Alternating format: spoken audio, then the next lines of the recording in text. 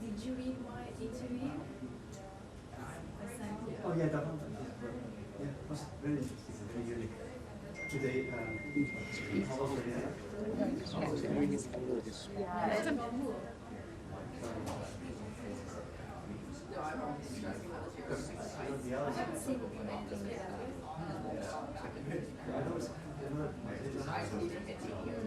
I saw Michelle also to interview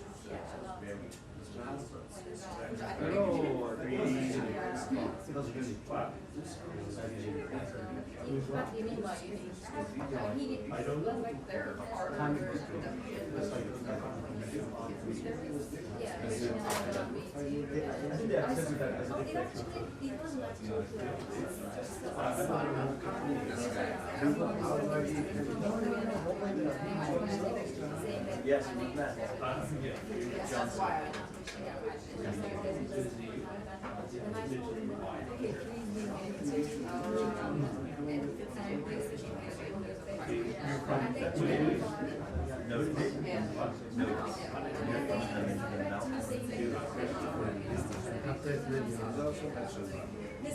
it happened. It's just like he doesn't do that. Journalism is not yeah, I just tried and it doesn't. heroes, like you have a cube selection. People think what was not like. Yeah, except that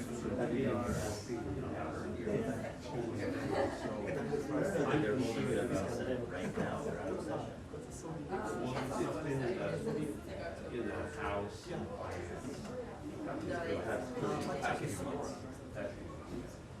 This time No, not so after the election. That's at least. But it needs to be made a big deal about it, because almost veterans should be ignored. Their concerns, their housing should be addressed first before you leave. It's so serious.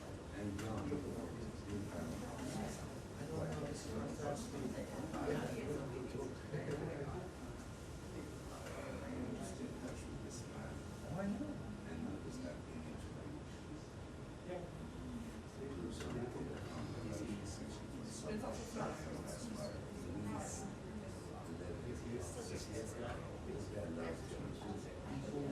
No, Mr. I had a long chat. You just, 2 months ago, traveled age. Yeah. You said, you know, upstairs goes out, he does the work. He doesn't say, he doesn't talk about his cycle. That's what I am doing. Oh, I see.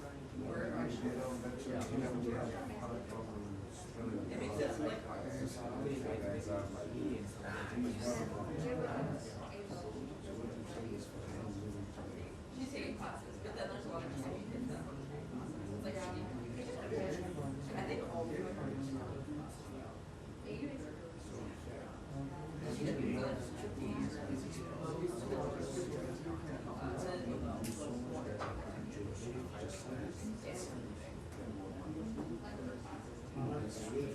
Well, I have my position.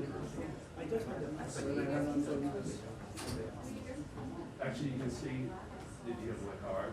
If you, And the YouTube channel. sitting on my desk, and I get your texts. Okay, good. You get the number, you text me again, remind me if I see the same. Over the rainbow. You got it. I will cancel the you have a cancel. You're my backup.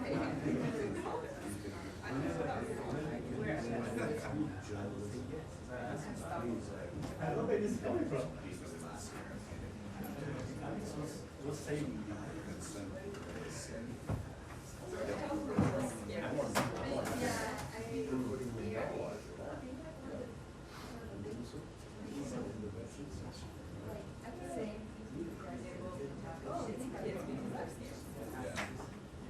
Nothing special.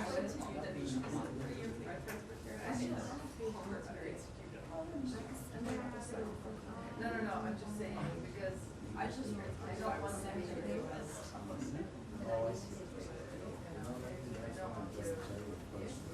And I feel so busy.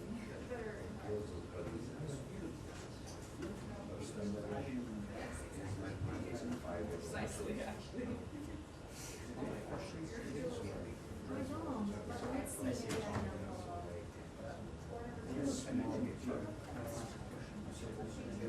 know. I don't know, but I think I'll probably put it.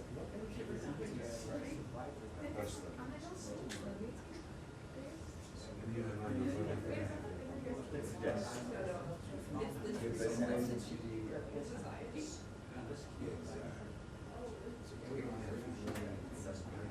They just stand outside.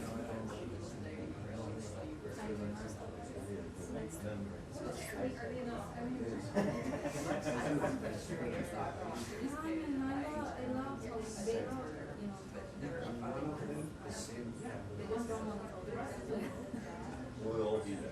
Yeah. They have favorites. Sometimes I think right there, favorites. That makes sense. You were the jokes. I've been through jokes.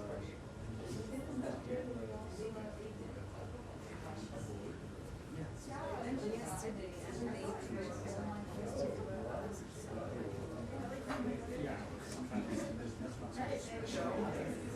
It's very easy. That was my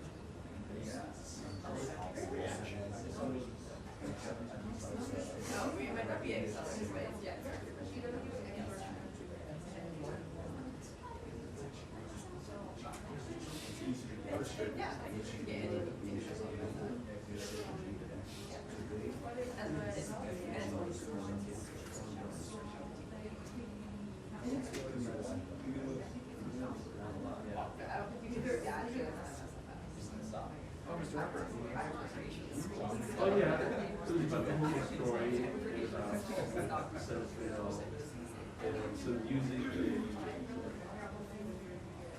the sewer. Yes, that's it. Yes, sir.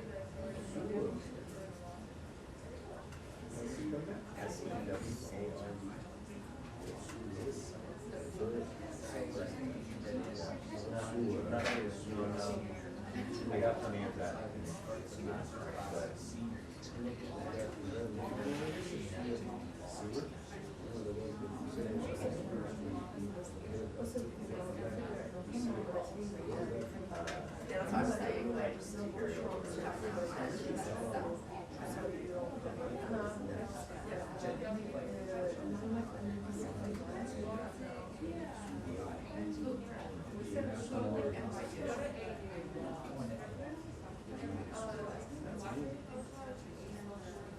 I forget what you used when you said notice, which I haven't heard of.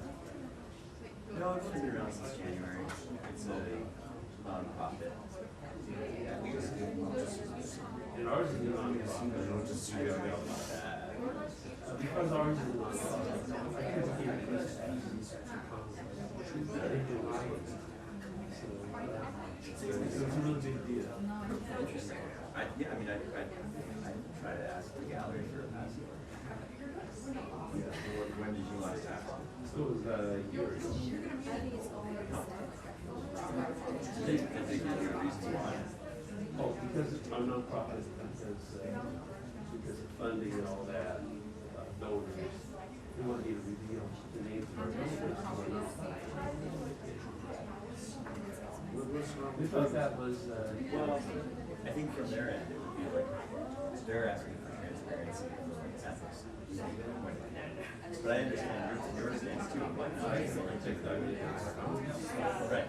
So it seems. but there's not much difference between that and other media that has some questionable. Oh, for sure. I mean, big media, it's, what's advertised.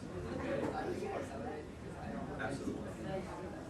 I think their reasoning is actually discredited. Well, I know. They don't put a funding source of other media, like That's true. I know for you that's true. Actually, I think they do. And I know for us, we had to put up, we had to submit a full financial disclosure to get the form. So I'm pretty sure that for every outlet, they have that same.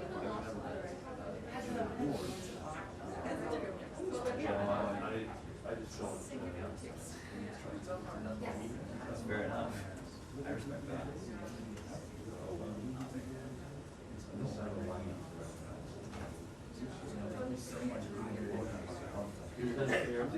There's a news story about me and Simon.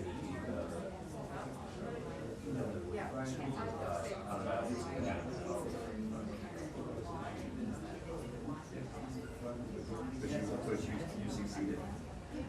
Yeah, that's a good experience. That helps. Simon, wow.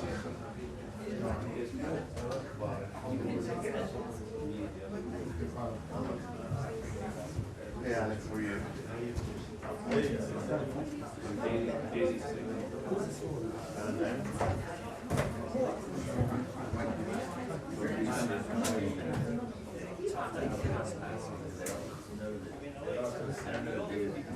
Well, they have the news outlet called Daily Signal. So the report is spread loose.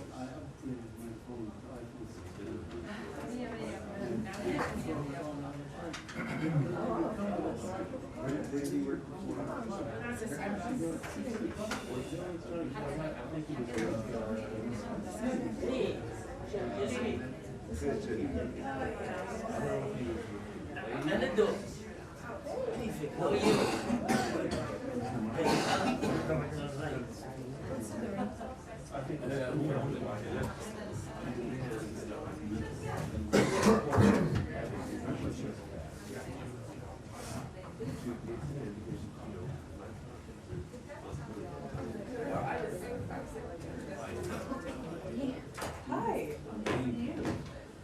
Oh, Dandy. How are you? I'm Dandy, large and in charge.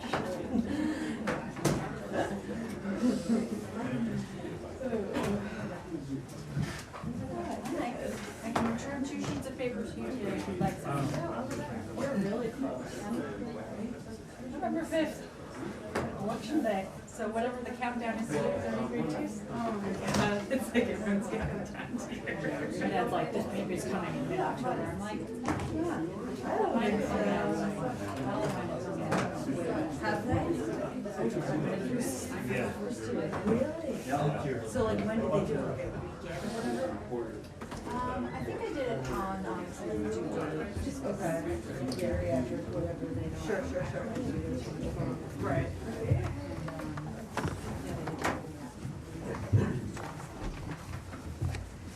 Please continue. Anything you'd like to share with the class? Living out my dream of being a teacher. You don't want to know. I'm sure that that's true. Let me start with. a dream of yours? I think I'm incredibly underqualified for that job. Let me start with some opening comments before we turn to questions. First, the United States welcomes today's historic agreement between the Republic of Mauritius and the United Kingdom on the status of the Chagos archipelago. The United States has strongly supported negotiations every step of the way as the two countries have negotiated over the past 2 years. It's a win for diplomacy to see a successful outcome of this effort between two U.S. partners after more than a dozen rounds of talks. The agreement will secure the future of our joint U.S.-UK military facility on Diego Garcia, which plays a vital role in U.S. efforts to establish regional and global security, respond to crises, and counter some of the most challenging security threats of our time. The treaty between Mauritius and the UK also addresses wrongs of the past and demonstrates the commitment of both parties to support the welfare of Chagosians. Mauritius will now be free to implement a resettlement program on the islands of the Chagos archipelago, other than Diego Garcia, and the UK will capitalize a new trust fund as well as separately provide other support for the benefit of Chagosians. The agreement also will open up expanded cooperation between the two Commonwealth partners, who will partner on infrastructure and economic development, environmental protection, maritime security, combating illegal fishing, irregular migration and drug and people trafficking within the Chagos archipelago with the shared objective of securing and protecting one of the world's most important marine environments. By settling all outstanding issues between Mauritius and the United Kingdom, today's agreement reflects the power of diplomacy to solve long-standing challenges and further invigorates our shared commitment to a free and open Indo-Pacific region. And I would just note that Secretary Blinken discussed this a number of times in recent weeks with officials from both Mauritius and the United Kingdom, including on our trip to the United Kingdom 3 weeks ago, including in conversations with Foreign Secretary Lamy last week in New York, and another conversation this week, as well as a conversation with the Prime Minister of Mauritius last week, while a phone conversation while the Secretary was in New York at the UN General Assembly, so especially welcomes this agreement. Next, turning to our efforts to provide assistance to U.S. citizens who wish to depart Lebanon. As I said yesterday, we are working 24/7 to help provide U.S. citizens in Lebanon with as many options as possible to depart. We know that not all of them wish to leave, but our goal is to provide as many options as we can to make sure all of them are safe. First, we are working with U.S. airlines to block seats for U.S. citizens. We are also working to... With U.S. airlines? I'm sorry, no, with airlines. Sorry, we are working with airlines to block seats for U.S. citizens, excuse me. We are also working to increase the commercial capacity by organizing additional flights. In the past week, we have made over 1,400 seats available on flights out of Lebanon, and many seats do remain available. In addition, as I announced yesterday, we are organizing additional flights to allow more U.S. citizens and their eligible family members to depart Lebanon now. A second flight departed Beirut this morning with 134 passengers on it, bringing the total number of American citizens and their immediate family members who have departed on these flights to 250. And while we don't know the total number of U.S. citizens who have left via the seats we have made available on commercial flights, we do know that a high percentage of those seats have been filled. As I said at the top, we do recognize that a number of American citizens do not wish to leave. They have family members in Lebanon, and many of them are dual citizens, have lived there for a number of years. So we are also offering loans to U.S. citizens who may wish to stay in Lebanon, but want to instead relocate to a safer destination inside Lebanon. Americans in Lebanon should visit the embassy website or travel.state.gov to fill out our intake form so we can ensure that they are aware of all of the options available to them. And we urge Americans to take advantage of these options now while it is still safe to do so. That? Yes. Matt. Well, I have a question on Diego Garcia, but I'll let that wait until the end because I want to start with Sure. Lebanon. So, first of all, when you say that 250 total Americans have or I just want to make sure those are all American citizens and not immediate their- family members. who may or may not be Americans. Is that right? Yes, correct. May or may not be American citizens. It's so 250. Of that 250, some of them are American citizens, some of them are their immediate family members who are also eligible for departure. Okay, and there is no distinction between they can even if they're not a citizen, if they're a parent or if they're an eligible child, immediate family member, they can get on flights. and these are the flights that you guys have organized. Correct. That are not on Middle East Airlines. Correct. Okay, so you're probably aware that later this afternoon there's going to be a news conference in Michigan. With the Arab American group is organizing it. They say, at least, that they're going to announce a class action lawsuit against the U.S. government, but in particular the State Department for not doing enough. Now, the suit hasn't been filed, and yet, at least that I know of, and even after it's filed, I know that you were just going to defer to the Justice Department. But in terms of the complaint, the broader complaint that appears to be being raised, do you think that you've done enough to help? So you're right. First of all, let me say that I wouldn't comment on a lawsuit, but I'm happy to talk about the efforts that we have provided to help American citizens get out of the country. First, I do want to note that we have been advising American citizens to leave for months now. Lebanon has been a level 4 travel country for months. We have been telling Americans that the security situation was unstable and that they should leave via commercial options while it is safe to do so.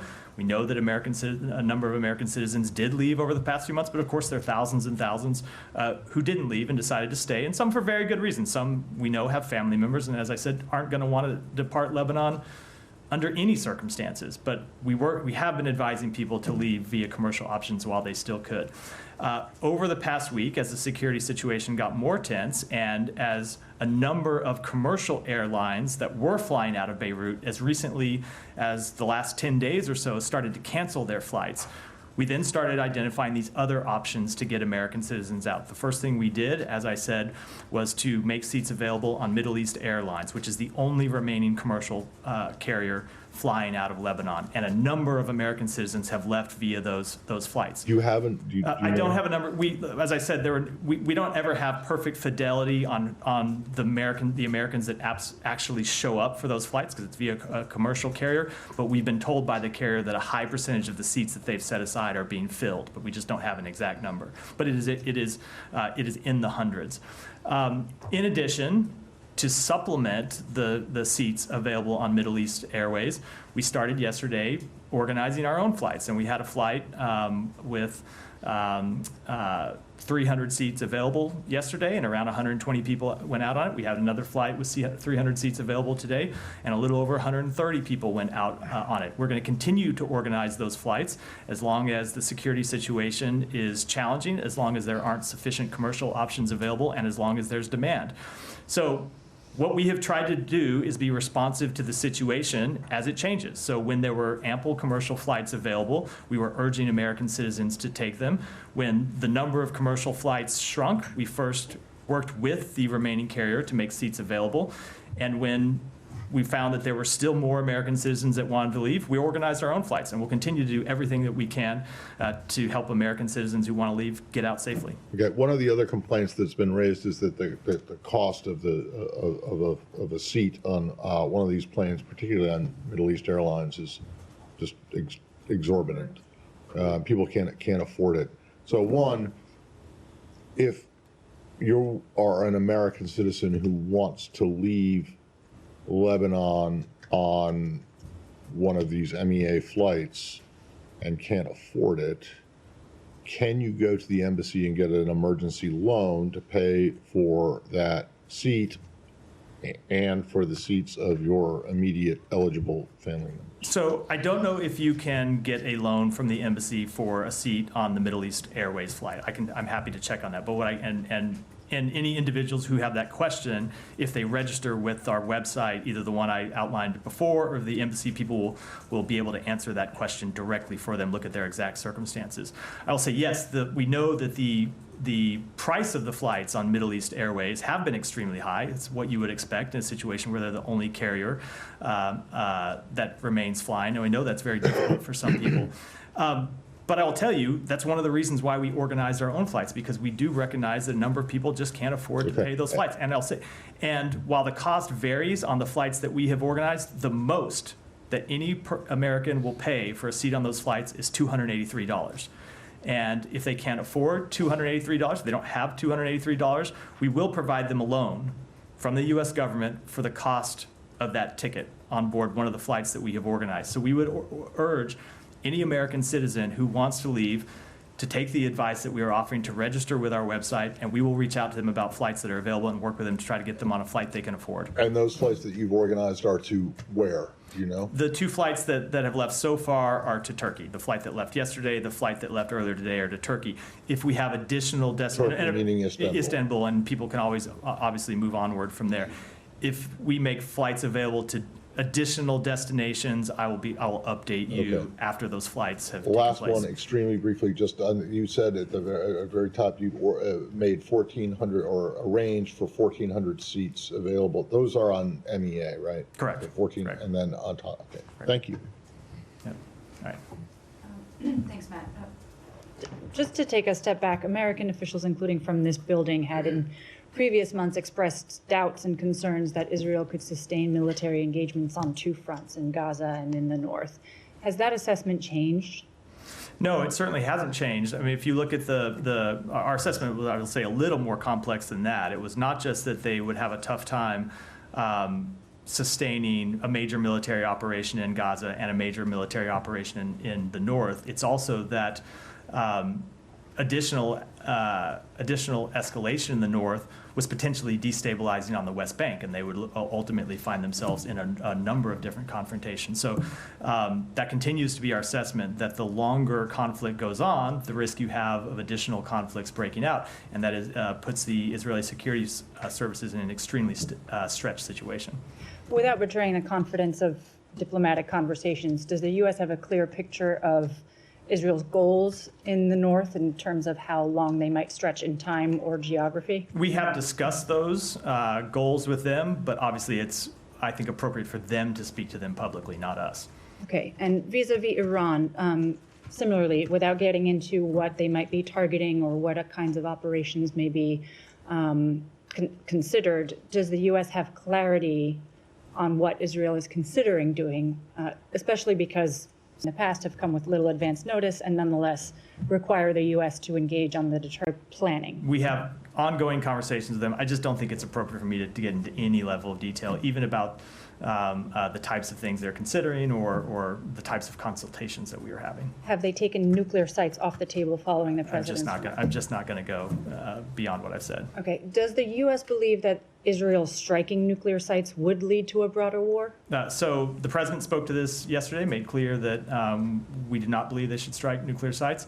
I don't want to deal with a hypothetical question beyond that. It's not much. It's not really a hypothetical. It's an event that has not happened, so I don't want to. Is a consequence of that? It is an event that has not happened. I don't want to talk about potential outcomes. Okay, but if there is a chance for Israel to lessen Iran's breakout time from a matter of weeks to a matter of months or years, does that not make them a less potent foe and lessen the likelihood of a regional war? It's just... Again, we are well into the realm of hypotheticals and playing out scenarios that have not occurred. I don't think it's appropriate for me to get into that level of speculation from this podium. Okay, and last one. Is there today any sort of messaging from the U.S. that it will condition future arms deliveries to Israel on a circumscribed incursion into the north and a minimizing of civilian casualties there? So we have made clear from the start that we are committed to the defense of Israel and that we will remain committed to the defense of Israel. Our security partnership with them dates back decades, and we expect it to continue well into the future. We are also having conversations with them about the shape of that campaign, the scope of that campaign, what their targets are going to be, but I don't want to get into beyond that. Thank you. Just to follow up on how Israel could potentially respond to the attack that we saw on Tuesday. The president today did leave the door open to Iran going Israel going after Iran's oil reserves. Is it the assessment of Biden administration officials that going after those oil reserves would keep this conflict at the simmer that it's at right now? So that's a little bit different question than the one Olivia asked me, but only because it's about a different target. It still asked me to speculate about the outcome of an event that has not yet happened, and I'm just going to decline to do that. But certainly there must be a reason that the president feels that one action would be okay and another action would not be. So can you just help us understand the thinking of that? So I'm not going. It would require me to get into a number of conversations that we have been having over the past 48 hours with our Israeli counterparts and that we continue to have, and I'm not going to do that from here. Okay, same area, a slightly different topic. Lebanese foreign minister told CNN today or yesterday that Hassan Nasrallah, before he was killed, had actually agreed to the 21-day ceasefire that the U.S. had been putting together last week. Is that accurate? So I can't speak to whether he ever agreed to it and told somebody inside Lebanon. Obviously, that could be something that happened that we wouldn't be aware of. I can tell you that if that's true, it was never communicated to us in any way, shape, or form. And you guys met with, Secretary Blinken met with Lebanese officials. He did. We were having a number of... And specifically discussed this 21-day ceasefire. We were having a number of conversations with Lebanese officials as well as with others in the region, and I can tell you at no time was it ever communicated to us that Hezbollah had accepted a ceasefire. But they were giving you confidence that they might, but wasn't necessarily from Nasrallah? So we were having a number of diplomatic engagements to talk about the proposals that we were going to put forward. Right. I think all of the parties were well aware of the proposals that we were going to put forward, but at no time in those conversations did we get a message that Hezbollah had agreed or was going to agree to it. Or Nasrallah himself? Yeah, or Nasrallah himself. Well, I mean, that one and the same. I wanted to come back to sort of the situation on the ground in Lebanon. So obviously these American citizens seeking the flights out, they're being caused to flee by these Israeli actions. You've talked about, what the Israelis have said to the US about, limited incursions into southern Lebanon.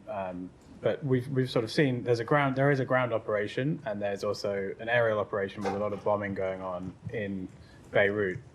How do you kind of characterize what Israel is doing? Is this a full-scale war against Lebanon as a state? It seems to be broader than just these limited incursions and targeted bombings to take out Hezbollah leaders. So they continue to target Hezbollah leaders and target Hezbollah officials and Hezbollah militants, and all of their strikes, at least as far as we are aware, and if there are strikes targeting other officials inside Lebanon, we'd certainly welcome that information. But nothing that we have seen as of yet leads us to conclude that they are doing anything other than targeting a terrorist organization, Hezbollah, that had launched strikes and was continuing to launch strikes against Israel, including in the last few days. So everything that the Israeli, all the elements of the Israeli operation within what you just said those have the green light from the US. Like, we're okay with this. Doesn't go beyond, I guess, red lines is not a word we like to use. It's not to speak to any one individual strike, because it is not like we are sitting and approving individual strikes, but we do approve of the Israeli government defending itself and defending its people from a terrorist organization that has continued to, that began this conflict with them on October 8th, forced tens of thousands of people to flee their homes, also has been a destabilizing force in Lebanon. We do support them taking military action to bring those terrorists to justice. But the position last week when you were calling for a 3-week ceasefire is that there's no longer a call for a ceasefire? We do ultimately want to see a ceasefire and a diplomatic resolution, but we do think it's appropriate that Israel at this point is bringing terrorists to justice and trying to push and launching these limited incursions, what at least at this point are limited incursions, to try and push Hezbollah back from the border. But this is having the impact of sending civilians who have no connection to Hezbollah, Americans, to leave. So, don't you have a little more concern that this is the escalatory action that you were warning against? We are, of course, absolutely concerned about the humanitarian effects of this conflict. We are concerned about the effects on American citizens, thousands of whom live in Lebanon. We are concerned about the effects on innocent Lebanese civilians who live in Lebanon and are now caught in the middle of a conflict that they had nothing to do with. It's why we are ultimately working for a diplomatic resolution, something that we had been working to for some time. It's why we're continuing to support humanitarian assistance for the Lebanese people. It's why we're organizing the Ways to Depart Lebanon that I spoke to at the beginning of this briefing. But ultimately, you do have a security situation that was untenable for Israel. And by the way, it's a security situation that was untenable for Lebanese civilians in southern Lebanon who had been forced to flee their homes too. So Israel at this point has launched what they have described, and we're going to watch and see, but what they have described as limited incursions across the border to try and push Hezbollah back so 1701 can ultimately be implemented. We're going to see how that unfolds over the coming days. Ultimately, our goal is a diplomatic resolution, and where we want to see this go is UN Security Council 1701, which was adopted some years ago and has never been fully implemented, so you have security on both sides of the border and the ability for Lebanese and Israeli civilians to return to their homes. Right, but you talk about a diplomatic solution, but what's going on at the moment is a war, right? How long is Israel does Israel need to continue those operations, or how long is it okay for them to to keep this kind of level of attacks up? So a conflict is by its nature dynamic, and I think it's impossible to know and it's impossible to predict what the outcome of the fighting that's going on in southern Lebanon is going to be over the next few days. I can tell you that all of us here are very cognizant of the long history of Israel launching what at the time were described as limited operations across the Lebanese border that have turned into something much different, that have turned into full-scale wars and then at times occupation. Right. And we're going to continue to work. We're going to watch what happens over the next few days. And ultimately, our position has not changed, which we want to see a diplomatic resolution, but we do want to see Hezbollah's capabilities degraded. Do they have an end game? Do the Israelis have an end game in your view?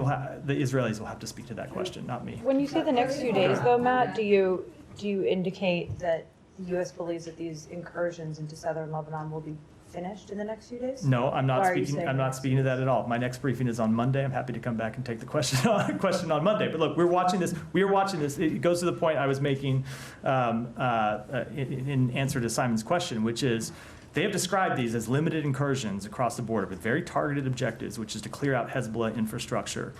But so that's how they've described it. That's what we're watching happening right now. But we're also very aware of the long history of limited operations turning into something else. I'm not going to prejudge what's going to happen. We don't know what's going to happen. Dare say the Israelis probably don't know what's going to happen at this point. We're going to watch.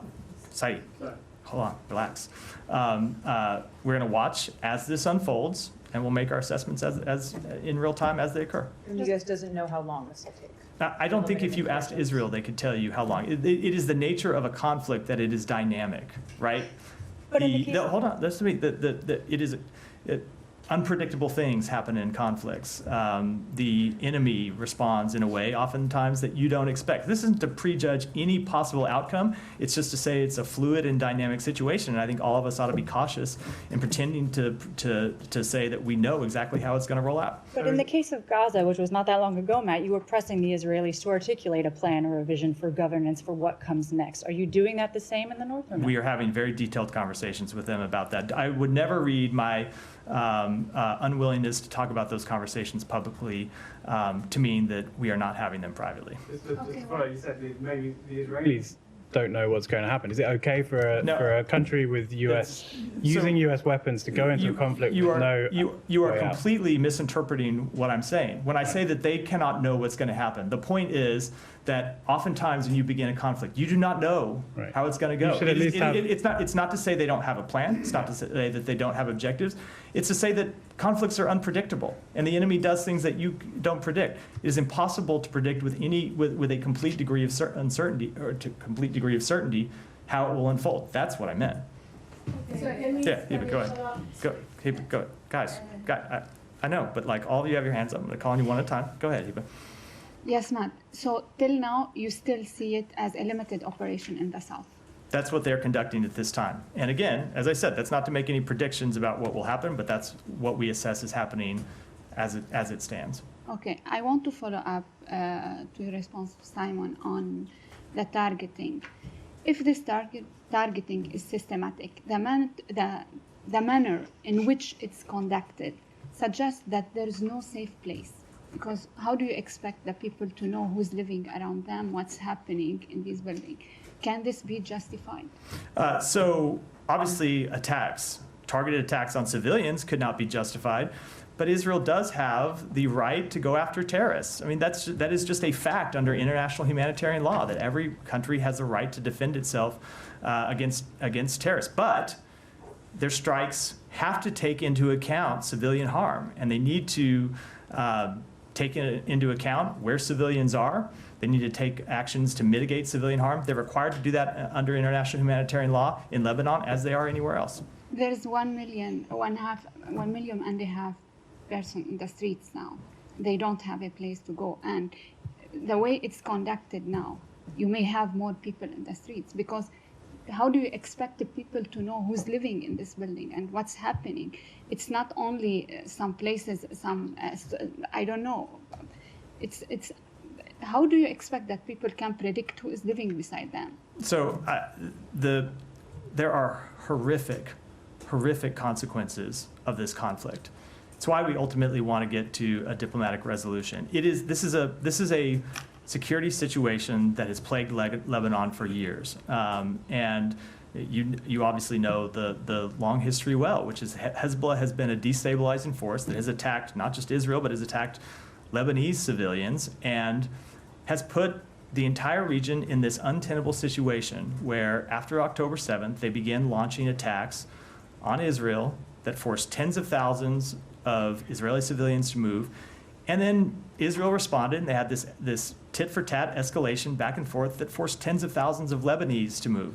So we're absolutely cognizant of the people who have been forced to move over the past week or so. We're also cognizant of the tens of thousands of people on both sides of the border who have had to move over the past year. And so ultimately, we want to see a resolution of this conflict where Hezbollah doesn't have the ability to keep sending the region into this spiraling, deteriorating security situation.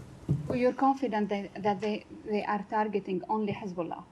So that is what they have said. We will make our assessments, as we always do in these types of conflicts, as we look at them, as we look at individual strikes, and we go through the formal procedures that we have to undertake. Okay. You said that the secretary is in contact with the Israeli, and you've been in contact with the Lebanese officials. According to many Lebanese officials, that there has no communication with them since the assassination of the Secretary General of Hezbollah. You specifically spoke about the role of the state, the army, and other factors. Can we now conclude that you are waiting to see what unfolds on the ground before making any decisions? What do you mean, any decisions? I mean, who you are in contact with? We have been in contact with a number of Lebanese officials, not just at the State Department, but from across the government. I can't speak to individual conversations here, but that's not accurate to say that we've not been in contact with Lebanese officials. We have been. In the last few days? Yes. Okay, one final question. When today Kata'ib Hezbollah, after what the president responds to the question on the possibility on attacking the oil sites in Iran, Kata'ib Hezbollah put out a statement: if the energy war starts, the world will lose around 12 billion barrels of oil. And as Kata'ib Hezbollah said before, either everyone enjoys the oil or everyone is deprived. Does that concern you? Again, I'm not going to speak to hypothetical scenarios. We are consulting with Israel about their response, and we're going to keep those consultations private. Saeed. Thank you. Thank you for being patient. Yeah. Just to follow up on what Kyle said about the Lebanese foreign minister saying that Hezbollah agreed and so on. But I want to ask you about the proposal itself, because we were all there and we thought that something was coming. There was never some sort of a formalized version for the 21 days, correct? What do you mean a formalized? I mean, what do you mean? Planned out and saying this is a ceasefire. No, we made the proposal public, and neither of the parties had accepted it when we made it public. But we were surfacing it in consultation with our allies, the allies that joined the statement. Now, both of the parties were aware that we were going to make the proposal, but neither of them had accepted it when we did, and neither of them did. And my question is also on what you said. You say that you support Israel's limited incursions and so on. You support this operation, and you're in a way reconciled to the fact that this war could blow way out of proportions.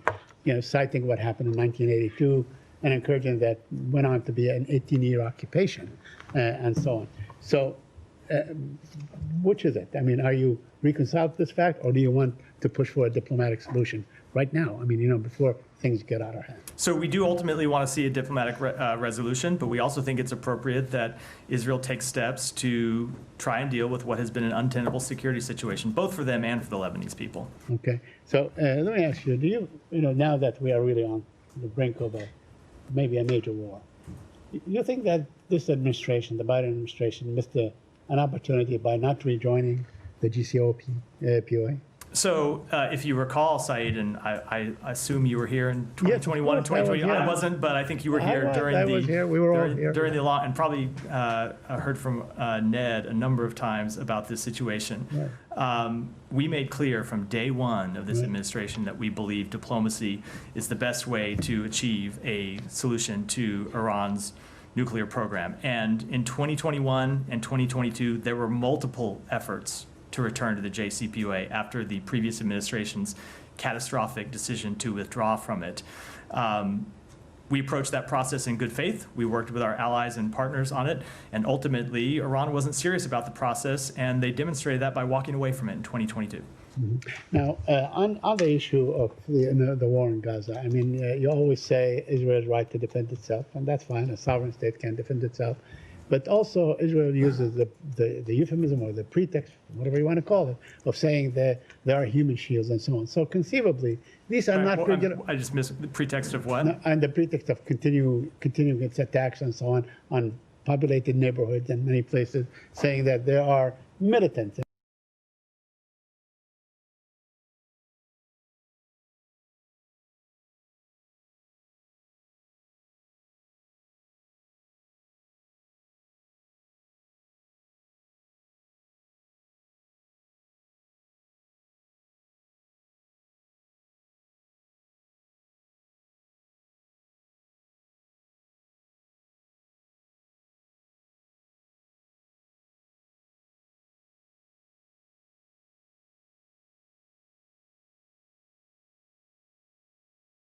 As you said in the run-up to your question,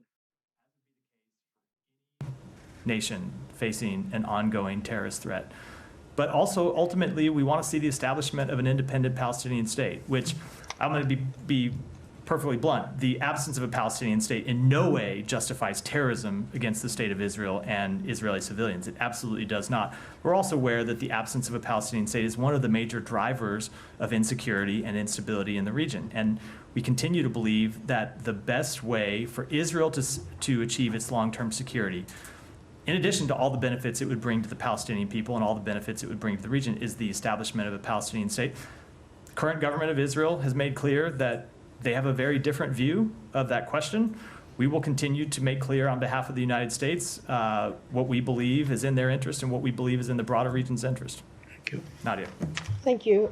First, any reason why these flights that evacuating civilians are not made free? Because I'm sure taxpayers' money will be happy to evacuate people and civilians. There's a very good reason. We're prohibited by U.S. law from making them free.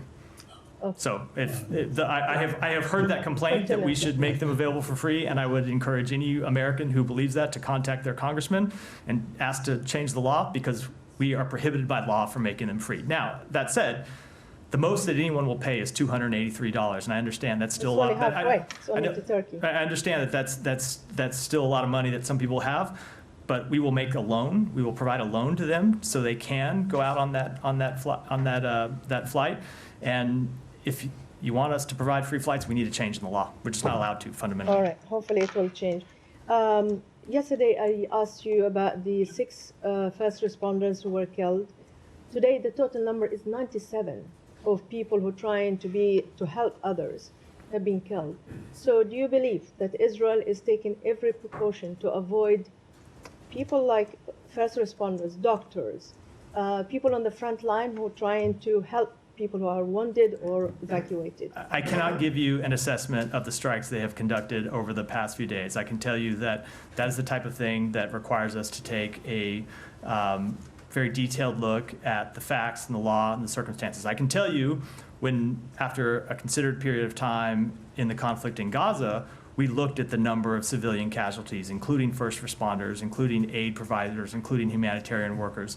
We did find that it was reasonable to assess that Israel had, in certain incidences, violated international humanitarian law. But it takes time to look at the collection of incidents to come to an overall judgment of that nature, let alone a specific judgment on any one strike. Okay, Lebanese health minister said today that Israel accusing Lebanon of hiding rockets in hospital is pure propaganda.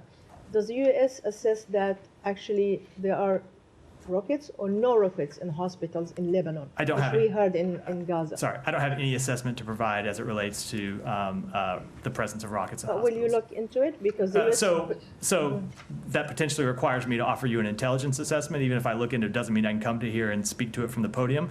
I may be able to, may not be able to, but I'm not going to promise I'm going to be able to offer an assessment from here. Sure, because they give us assessment of other things. One following question, so I give others the chance to answer.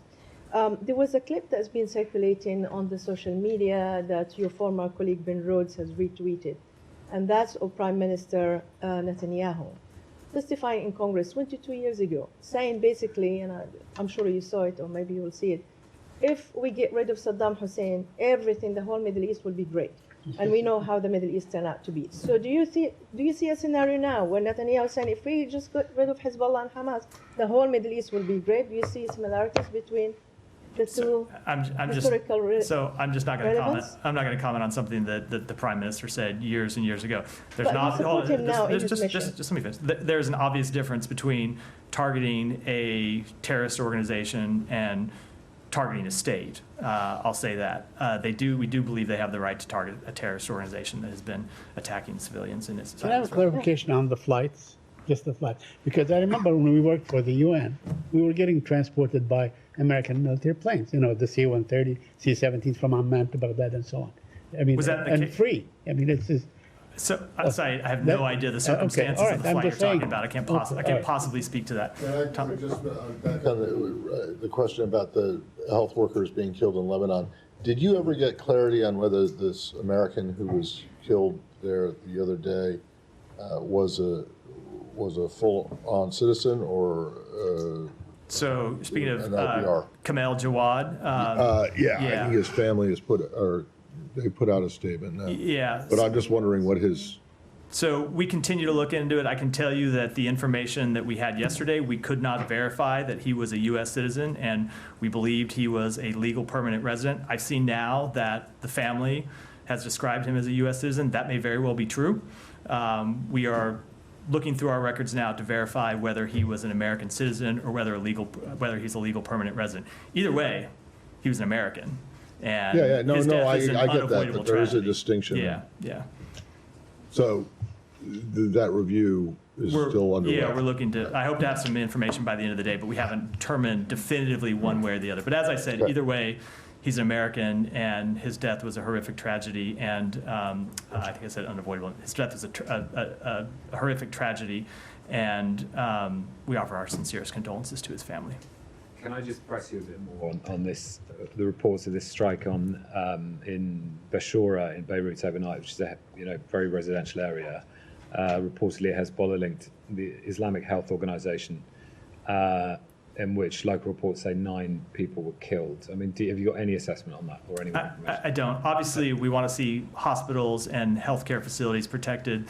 I don't know any of the underlying circumstances related to that strike, so I certainly can't speak to it. Because it feels like the phenomenon we saw in Gaza of healthcare facilities being targeted may now be happening in Lebanon. And so, the bar under international humanitarian law is extremely high. So I wondered, how closely you're looking at this and what conversations you're having with the Israelis about it. So I just can't speak to the circumstances of the strike because I don't know. But I will say, when it comes to Gaza, there are circumstances where not the Israeli government, but the United States assessed and had definitive evidence that Hamas was operating outside of hospitals and had built bunkers underneath hospitals. So we do want to see healthcare sites protected, but at the same time, at least in Gaza, we saw Hamas actually operating outside of a hospital. It's not to speak to this strike because I don't have any definitive information about it, but just an important point about the but I think it's incidents in Gaza. it's important to ask the accountability question. I mean, Article 9 of the 4th Geneva Convention, but you talk about protection ceasing if it's used for hostile intent.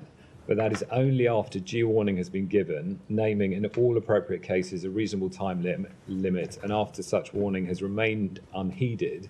The fact that sick or wounded members of the armed forces are nursed in these hospitals shall not be considered to be acts harmful to the enemy. So even if it is a Hezbollah-linked organisation, the medics are there treating, potential militants, whatever, that's still not high enough bar to attack it. And once it is attacked, there has to be, a huge amount of warning given and enough time for people to leave. So I asked the question because are you getting a sense from the Israelis that they're doing that? And we've seen this one here overnight. I'm fully aware of the provisions of international humanitarian law. I just don't have the underlying facts about this strike and why they made this strike and what they believe they were hitting and what they actually hit.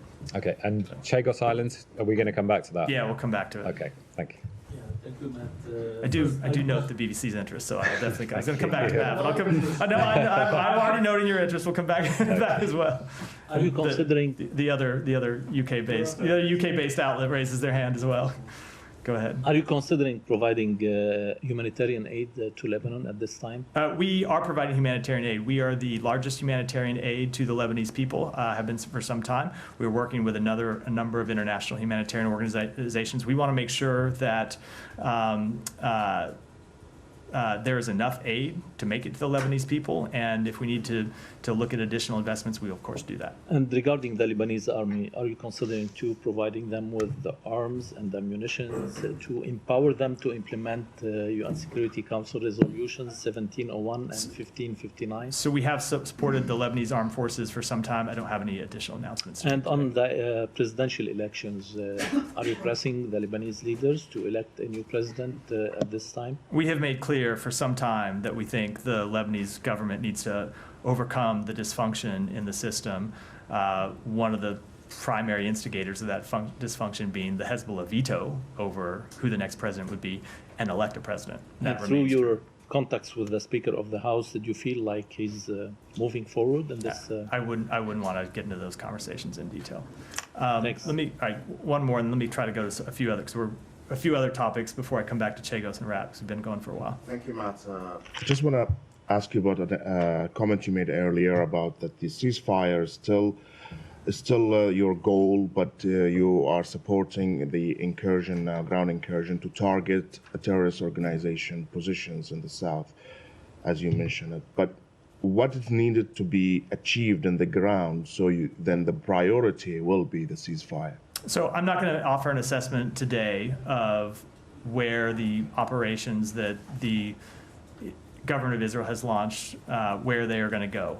We support them in these limited incursions to clear out Hezbollah infrastructure above and below ground, but ultimately we want to get to. But I'm not asking about the Israeli government. But it is a question about where it's going to go. Yeah. I'm not going to publicly. I'll rephrase. We are very much aware of the risk of, as I said, this beginning to look like previous incursions across the Lebanese border, and we're having conversations with the Israeli government about that, but I'm not going to get into it publicly. All right. Today, Iranian official told Al Jazeera that the Iranian government passed messages to you, to U.S. government, via Qatar, that they don't want a regional war, but they want you to contain, and I'm quoting here, the Israeli insanity in the region, and that their self-restraint is no longer required only of them. It should be mutual. Did you receive such messages and have any comments? I rarely, and I'm not going to, in this instance, comment on messages that we have received or may have received from the Iranian government. I would note that the day after you launched 200 ballistic missiles at another state, or 2 days after you launched ballistic missiles at another state, it's hardly time to pat yourself on the back and show that you've exercised restraint. Iran very much has not exercised restraint. They escalated this conflict by launching a direct state-on-state attack to defend the terrorist organizations that they have sponsored in the region for years. We have made clear to Iran that we do not want a full-out regional conflict. We have made clear to Iran, going back a number of months, that they should not do anything to escalate this conflict. Unfortunately, they did. My last question is, today the president said that nothing will happen today, as on Thursday, about the Israeli retaliation. Is that something based on assurances from Israel, or is just a guess? I'm not going to speak to that any further. All right. Just to follow that, Yeah. So has the U.S. government received any messages directly or indirectly from Iran about what they might do next if Israel retaliates? We often receive messages from them. I'm not going to comment on the detail. I'm not going to comment on any messages we might have received, let alone what the contents of those would be. But I would say, just as a general practice, oftentimes the messages that we do receive track pretty closely with the things that you hear them say publicly. On this, Matt, how did you view the Iranian president's visit to Qatar a day after they launched 200 missiles to Israel? I don't have any comment at all. Those countries have had relations for some time. All right, go ahead.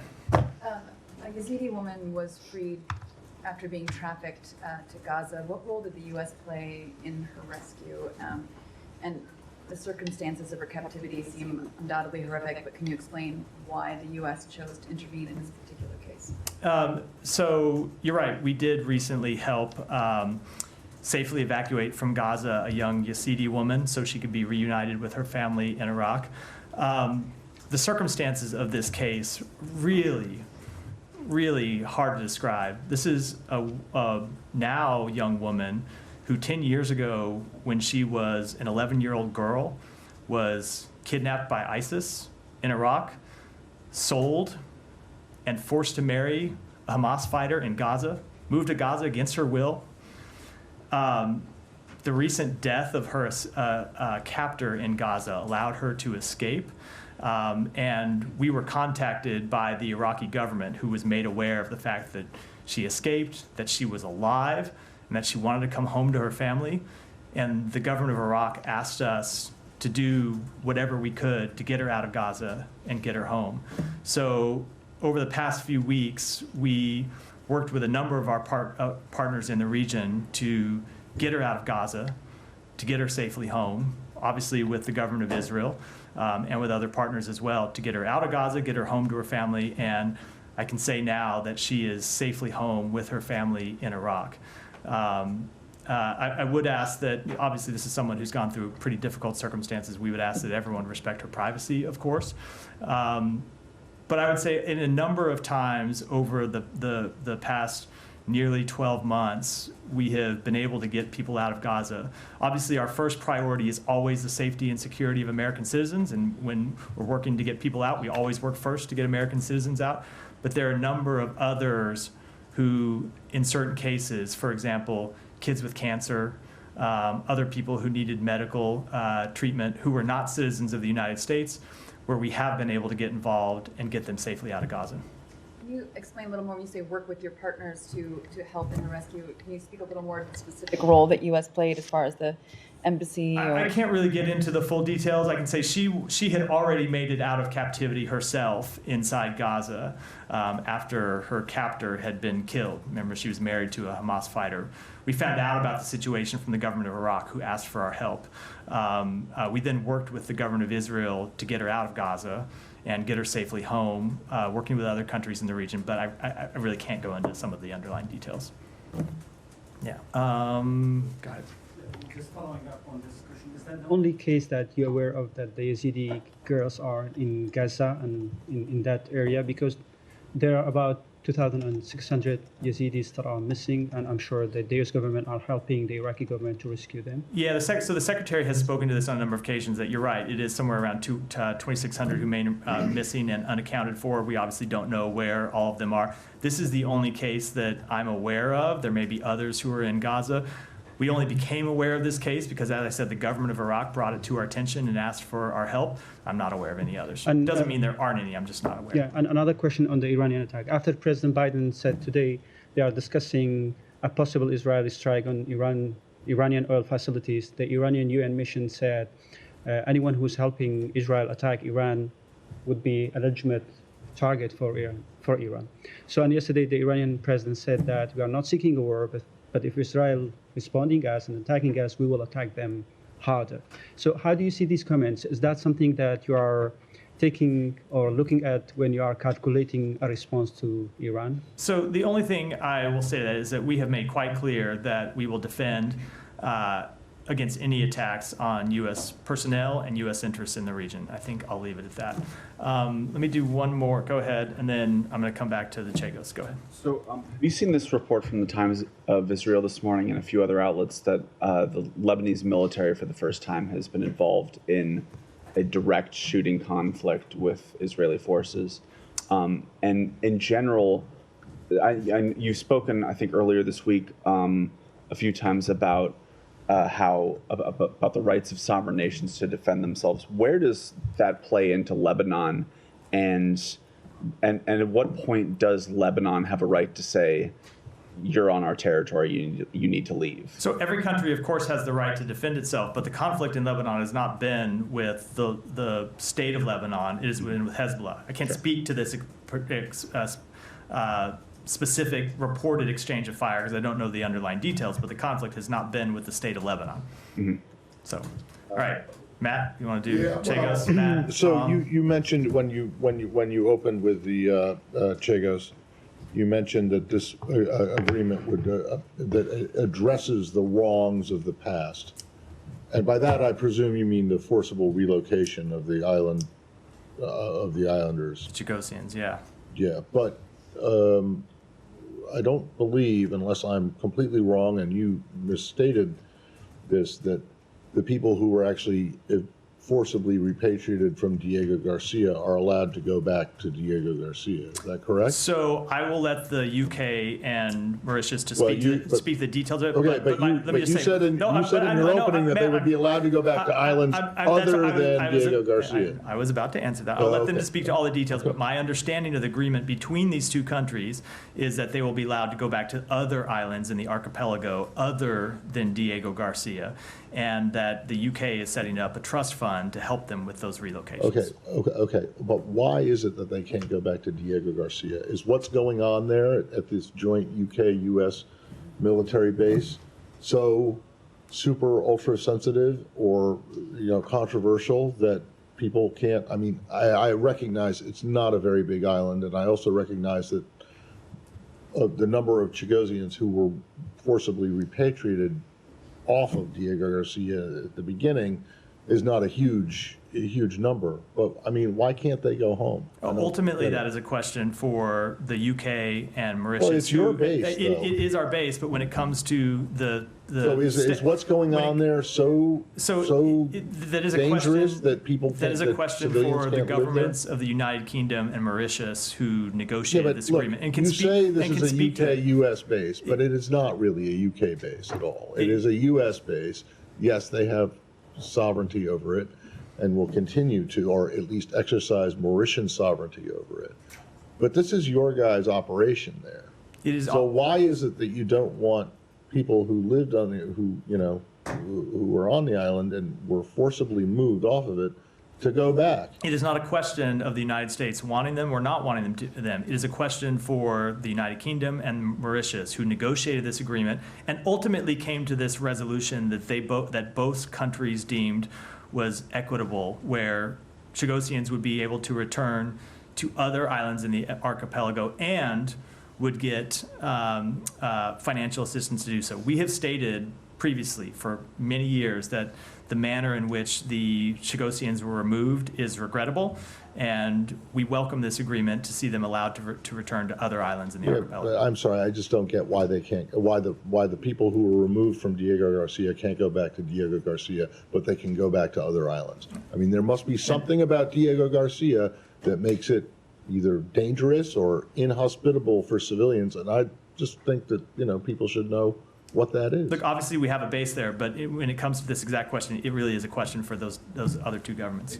I mean, it's just that you're creating the suggestion that the United States was absolutely no party to this agreement and had no view on it whatsoever. But you said earlier that Secretary Blinken and Foreign Secretary Lamy had multiple conversations about this before the thing was announced. So it seems extraordinary that you would have had no view on whether or not the expelled islanders could come back to Diego Garcia. We were playing the role that we often play in diplomatic agreements of this nature, which is engaging with both the two parties and encouraging them to reach an agreement and trying to get one over the line. But it is ultimately an agreement between the two countries. And I mean, what about the expelled people themselves? I mean, there's a statement now from the Chagosians that says we've been consistently and deliberately ignored, and we demand full inclusion in the drafting of the treaty. So it doesn't sound like anyone, including the US, but the UK as well, was talking to them. So, Tom, I would direct you to the government of the UK and Mauritius, who are the parties to this agreement, for an answer. Yeah. And then we'll slightly different sort of criticism that's come up from in the UK. The Conservatives, they were also involved in negotiating it, but there's been this concern raised, obviously, with Mauritius has a relationship with Beijing, with the Chinese government. Do you have some concern that the sort of handover of this territory to Mauritius will somehow open those US-UK operations up to some more like interference by the Chinese? I will say we are fully confident that the provisions of the agreement allow us to do everything we need to protect U.S. security, including the security of that base. And so this fear of somehow Chinese meddling has been sort of incorporated into it in your understanding? I'm not going to speak to it in detail, but the provisions of the agreement do give us assurances that we will be able to maintain the security of our base. You can't say what those provisions are? Not from here. With that, we'll wrap for today. Thanks, everyone.